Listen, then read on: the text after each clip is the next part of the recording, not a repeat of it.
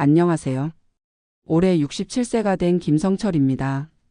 퇴직한 중학교 체육교사인데요. 평생 운동을 가르치고 건강관리를 강조해왔던 제가 이런 이야기를 하게 될 줄 몰랐습니다. 6개월 전 병원에서 받은 혈당 검사 결과를 보고 정말 충격을 받았어요. 당화 혈색소가 8.2까지 올라가 있더라고요. 의사 선생님이 글루코사민 드시고 계시죠라고 물어보시는데 그때서야 제가 얼마나 무지했는지 깨달았습니다.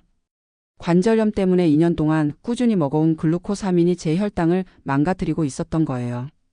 당뇨병 환자가 글루코사민을 먹으면 혈당이 더 올라간다는 사실을 전혀 몰랐던 겁니다. 체육교사로서의 자신감과 과신.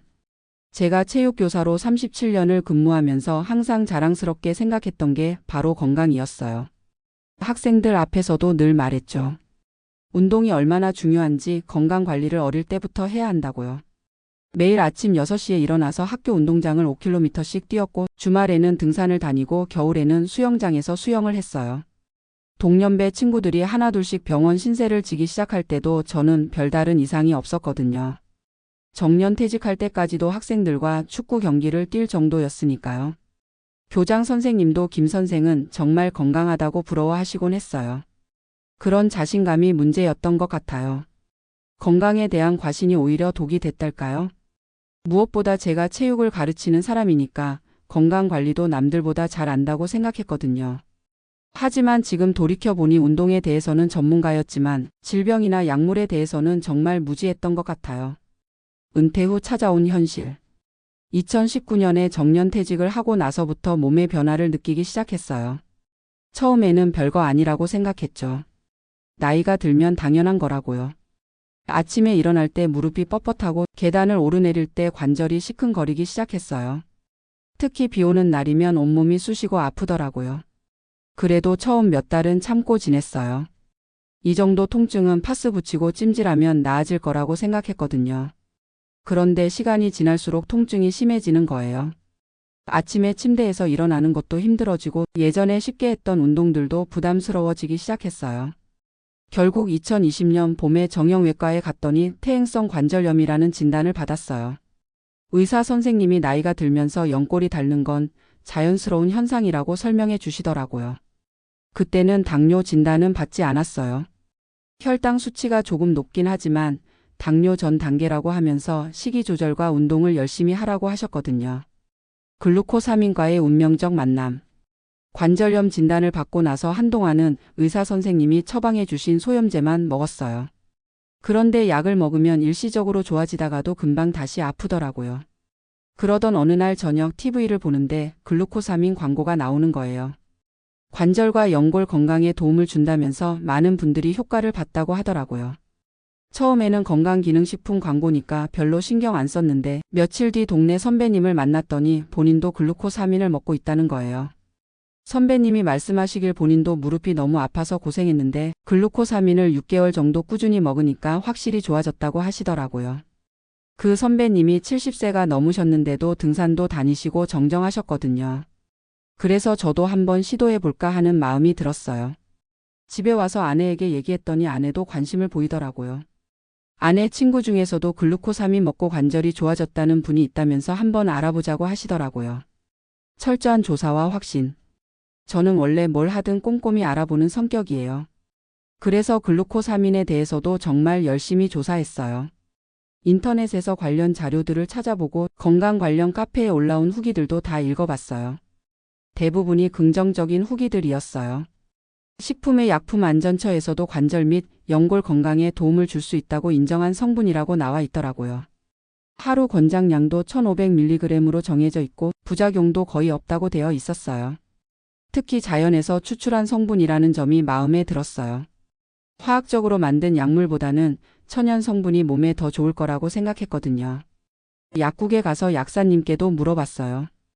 약사님도 글루코사민은 워낙 많은 분들이 드시고 계시고 큰 부작용 없이 관절 건강에 도움이 된다고 말씀해 주시더라고요. 그래서 확신을 갖고 글루코사민을 구입했어요. 한 달분을 사서 꾸준히 먹어보기로 결심했어요. 당뇨 진단 후의 혼란. 글루코사민을 먹기 시작한 지 3개월 정도 되었을 때였어요. 정기 건강검진을 받으러 갔는데 공복 혈당이 140이 나온 거예요. 의사 선생님이 당뇨병이라고 진단하시면서 바로 당뇨약을 처방해 주셨어요. 당화혈색소도 7.3으로 나와서 이미 상당히 진행된 상태라고 하시더라고요. 그때 의사 선생님께 제가 글루코사민을 먹고 있다고 말씀드렸어요. 선생님이 잠깐 생각하시더니 글루코사민은 관절에 좋은 거니까 계속 드셔도 된다고 하시더라고요. 하지만 당뇨약과 같이 먹을 때는 혈당을 좀 더 자주 체크해 보라고 하셨어요. 그래서 저는 당뇨약도 먹고 글루코사민도 계속 먹었어요. 솔직히 당뇨 진단을 받고 나서도 글루코사민을 끊을 생각은 없었어요. 관절 통증은 여전했고 글루코사민을 먹으면서 조금씩 좋아지고 있다고 느꼈거든요. 더군다나 당뇨는 새로 생긴 문제고 관절염은 먼저 있던 문제니까 둘 다 관리해야 한다고 생각했어요. 가족들의 걱정과 만류. 당뇨 진단을 받고 나서 집에서 가족회의가 열렸어요. 아내와 큰아들, 둘째 딸이 모두 모여서 앞으로 어떻게 관리할지 얘기했어요. 큰아들이 인터넷에서 찾아본 자료를 보여주면서 당뇨 환자는 건강기능식품을 조심해서 먹어야 한다고 하더라고요. 특히 혈당에 영향을 줄 수 있는 성분들은 의사와 상의해서 먹어야 한다고요. 둘째 딸도 글루코사민 말고 다른 방법으로 관절염을 관리해 보자고 했어요. 물리치료도 받아보고 관절에 좋은 운동도 해보자고 하더라고요. 하지만 저는 고집을 부렸어요. 글루코사민은 워낙 안전한 성분이고 의사 선생님도 괜찮다고 하셨다면서요. 아내가 그래도 한 번 더 자세히 알아보자고 했지만 저는 이미 충분히 조사했다고 생각했어요. 지금 생각해보면 가족들의 걱정을 진지하게 받아들였어야 했는데 그때는 제가 너무 고집스러웠던 것 같아요. 건강에 대한 집착. 당뇨 진단을 받고 나니 오히려 건강에 대한 집착이 더 심해졌어요. 글루코사민만으로는 부족할 것 같아서 다른 건강기능식품들도 찾아보기 시작했어요. 오메가3도 혈관 건강에 좋다고 해서 추가로 먹기 시작했고 홍삼도 면역력에 좋다고 해서 함께 먹었어요. 비타민 D도 뼈 건강에 필요하다고 해서 추가했고 마그네슘도 혈당 조절에 도움이 된다고 해서 먹기 시작했어요. 아침에 일어나면 먹어야 할 알약이 한 움큼이었어요. 당뇨약 2알, 글루코사민 2알, 오메가3 1알, 홍삼 캡슐 2알, 비타민 D 1알, 마그네슘 1알까지요. 아내가 이렇게 많이 먹어도 되냐고 걱정했지만 저는 다 건강에 좋은 거니까 많이 먹을수록 좋다고 생각했어요. 그런데 뭔가 이상했어요. 건강기능식품을 이렇게 많이 먹는데도 혈당이 잘 안 떨어지는 거예요. 이상 증상의 시작. 글루코사민을 먹기 시작한 지 6개월이 지날 무렵부터 몸에 이상 신호가 나타나기 시작했어요. 아침 공복 혈당이 계속 높게 나오는 거예요. 당뇨약을 열심히 먹고 있는데도 혈당이 140에서 160 사이를 오르락 내리락 했어요. 식후 혈당은 더 심해서 200을 넘는 날이 많았어요. 의사 선생님이 처방해 주신 혈당 측정기로 매일 체크했는데 수치가 안정되지 않고 계속 불규칙하게 나오더라고요. 그리고 이상하게 갈증이 심해졌어요. 물을 마셔도 목이 마르고 밤에도 자다가 일어나서 물을 마실 정도였어요. 소변도 자주 보게 되고 양도 많아졌어요. 하루에 화장실을 10번도 넘게 가는 날이 있었어요. 몸무게도 조금씩 빠지기 시작했어요. 식욕은 그대로인데 체중이 2kg 정도 줄었어요. 병원 검사 결과 3개월마다 받는 정기검진에서 충격적인 결과가 나왔어요. 당화혈색소가 8.2까지 올라가 있었어요. 의사 선생님이 심각한 표정으로 혈당 조절이 전혀 되지 않고 있다고 하시더라고요. 이대로 가면 당뇨 합병증이 올 수 있다고 경고하셨어요. 당뇨약 용량을 늘려야 할 것 같다고 하시면서 혹시 약을 빼먹은 적이 있는지 식이요법은 잘 지키고 있는지 물어보셨어요. 저는 약도 빼먹지 않고 먹고 있고 밥도 현미밥으로 바꿔서 먹고 있다고 대답했어요. 운동도 매일 하고 있다고 말씀드렸어요. 그때 의사 선생님이 혹시 다른 약이나 건강기능식품을 먹고 있는지 물어보셨어요. 저는 글루코사민, 오메가3, 홍삼, 비타민 D, 마그네슘을 먹고 있다고 말씀드렸어요. 선생님이 잠깐 생각하시더니 글루코사민을 언제부터 먹기 시작했는지 물어보시더라고요. 저는 당뇨 진단받기 3개월 전부터 먹기 시작했다고 대답했어요. 의사의 경고. 그때 의사 선생님의 표정이 심각해지더라고요. 글루코사민이 일부 당뇨 환자에게서 혈당 상승을 일으킬 수 있다고 설명해 주셨어요. 글루코사민은 포도당과 유사한 구조를 가지고 있어서 인슐린 저항성을 증가시킬 수 있다고 하시더라고요. 특히 이미 당뇨가 있는 환자가 글루코사민을 오래 먹으면 혈당 조절이 어려워질 수 있다고요. 선생님이 외국 연구 자료를 보여주시면서 설명해 주셨어요. 캐나다 라발 대학교 연구에서 글루코사민을 과량 복용하면 췌장세포가 손상되어 당뇨병 위험이 높아진다는 결과가 나왔다고 하시더라고요. 일본 국립건강영양연구소에서도 당뇨병 환자가 글루코사민 섭취 시 혈당 체크에 더욱 신경 쓸 것을 당부했다고 하셨어요. 저는 처음에는 믿기 어려웠어요. 그렇게 안전하다고 알려진 글루코사민이 제 혈당을 망가뜨리고 있었다니요. 의사 선생님이 일단 글루코사민 복용을 중단해 보자고 제안하셨어요. 2주 정도 끊어보고 혈당 변화를 관찰해 보자고 하시더라고요. 충격과 부인. 병원에서 나오는 길에 정말 멍했어요. 2년 동안 관절염에 좋다고 믿고 먹었던 글루코사민이 제 몸을 망가뜨리고 있었다니요. 집에 와서 아내에게 의사 선생님 말씀을 전해드렸더니 아내도 충격을 받으시더라고요. 하지만 여전히 믿기 어려웠어요.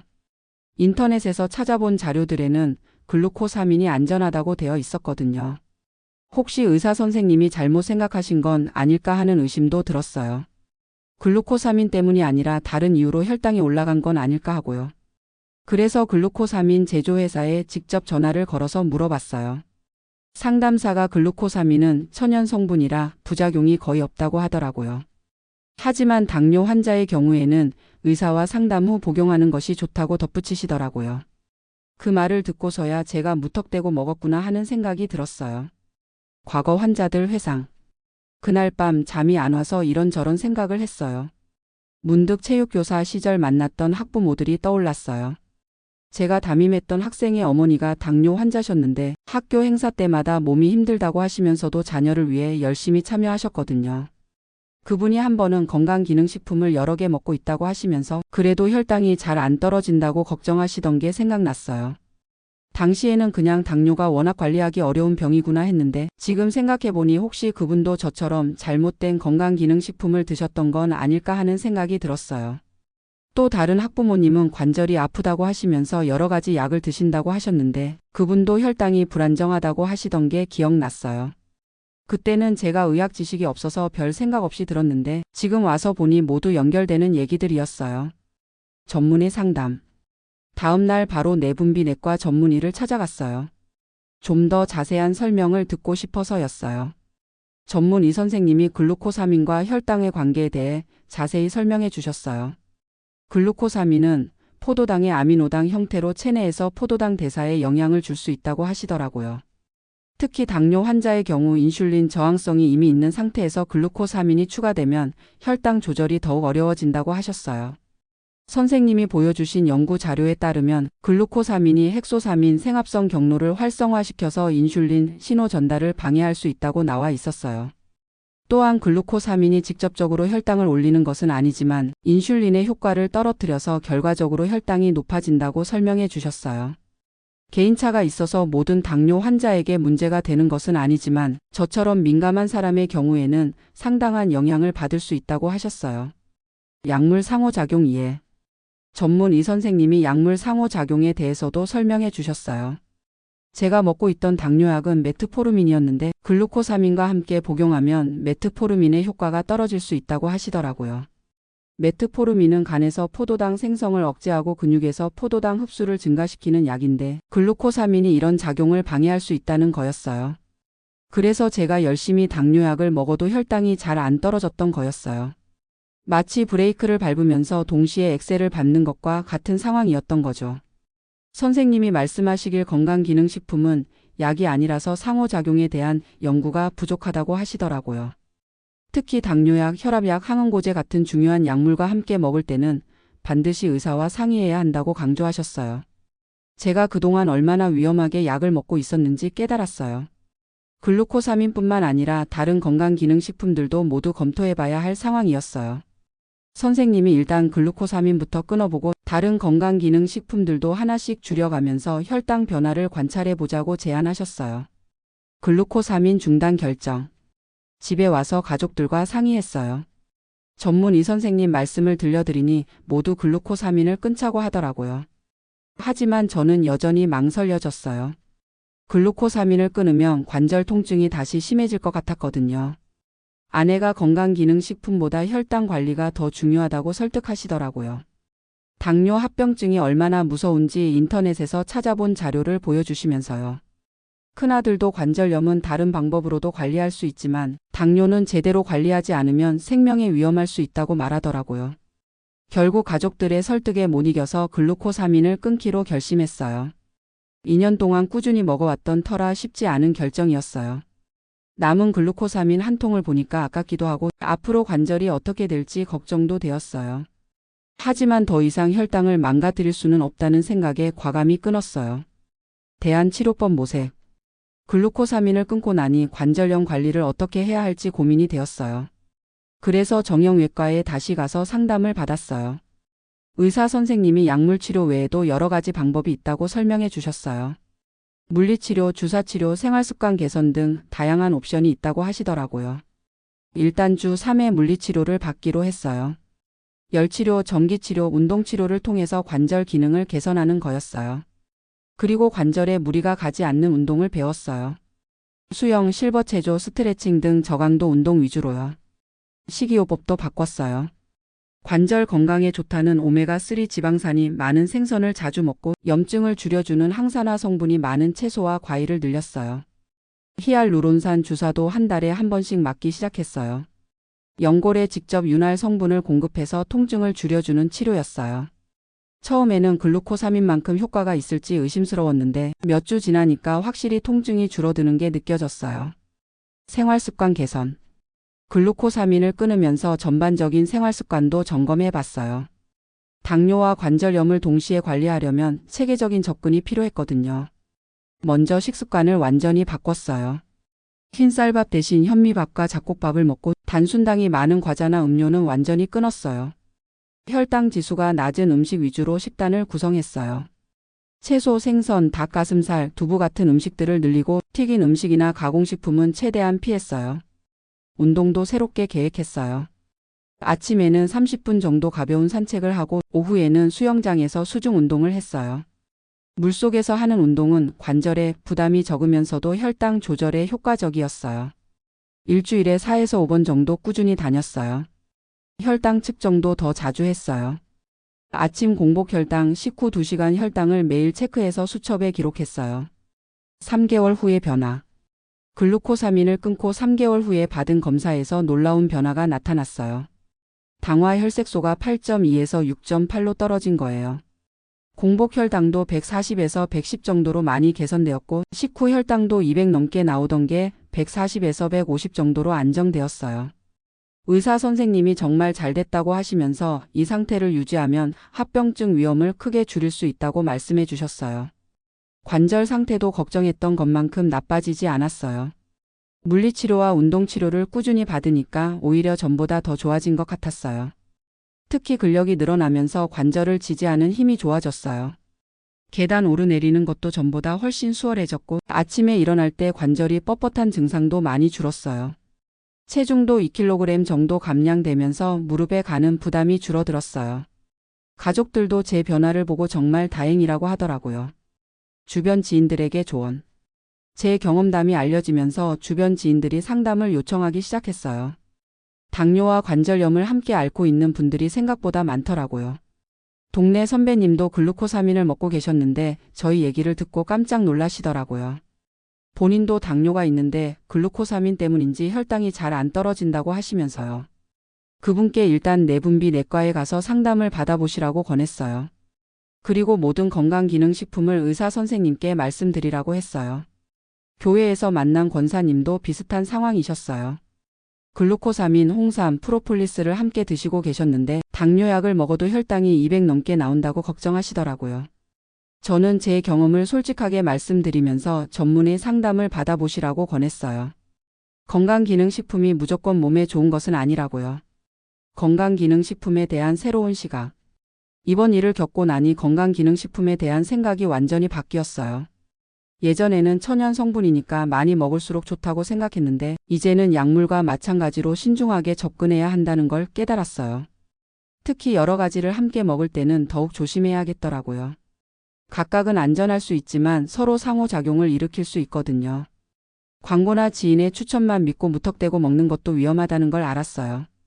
제 경우처럼 몸에 맞지 않을 수도 있고 다른 약물과 상호작용을 일으킬 수도 있으니까요. 가격이 비싸다고 더 좋은 것도 아니고 많은 사람이 먹는다고 해서 저에게도 좋은 것은 아니더라고요. 이제는 건강기능식품을 먹기 전에 반드시 성분을 확인하고 복용 중인 약물과 상호작용이 없는지 알아보고 의사나 약사와 상담 후에 결정하고 있어요. 의료진과의 소통 중요성. 이번 경험을 통해 의료진과의 소통이 얼마나 중요한지 깨달았어요. 제가 처음에 글루코사민에 대해 의사 선생님께 말씀드렸을 때 선생님도 별로 문제 없다고 하셨거든요. 하지만 그건 선생님이 글루코사민에 대해 자세히 모르셨기 때문이었어요. 일반의인 선생님은 당뇨 관리에는 전문가지만 모든 건강기능식품에 대해 다 알 수는 없으시니까요. 그래서 복잡한 경우에는 전문의에게 정확한 상담을 받는 것이 중요하다는 걸 알았어요. 내분비내과, 정형외과, 류마티스내과 등 각 분야의 전문의들과 소통해야 해요. 또한 의사 선생님께 정확하고 솔직하게 말씀드리는 것도 중요해요. 먹고 있는 모든 약물과 건강기능식품을 빠짐없이 알려드려야 해요. 약사님과의 상담도 중요하다는 걸 깨달았어요. 약물 상호작용에 대해서는 약사님이 더 전문적인 지식을 갖고 계시거든요. 현재의 건강관리법. 지금은 훨씬 체계적이고 전문적으로 건강을 관리하고 있어요. 당뇨는 내분비내과에서, 관절염은 정형외과에서 각각 치료받고 있어요.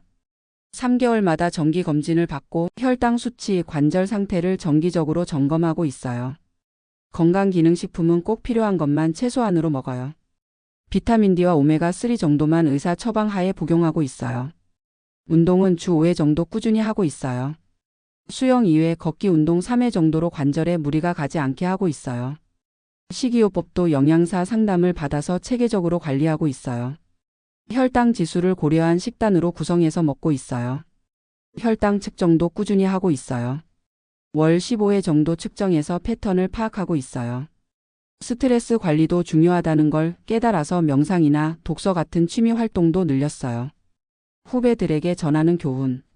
제 경험을 통해 후배들에게 꼭 전하고 싶은 말씀이 있어요. 첫째, 건강기능식품을 맹신하지 마세요. 천연 성분이라고 해서 무조건 안전한 것은 아니에요. 특히 만성질환이 있으시다면 더욱 신중하게 접근하셔야 해요. 둘째, 의사나 약사와 충분히 상담한 후에 복용하세요. 인터넷 정보나 지인의 추천만으로 판단하지 마시고 전문가의 조언을 구하시기 바라요. 셋째, 현재 복용 중인 약물을 모두 알려주세요. 작은 영양제 하나라도 상호작용을 일으킬 수 있으니까요.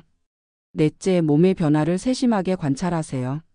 혈당, 혈압 같은 수치의 변화를 정기적으로 체크하시고 이상이 있으면 즉시 전문가와 상의하세요.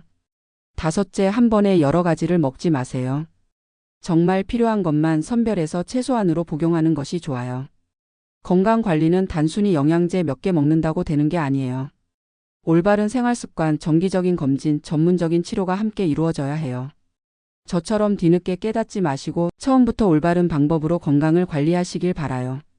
건강은 한 번 잃으면 되찾기 어려우니까요. 여러분의 건강한 노후를 진심으로 응원합니다.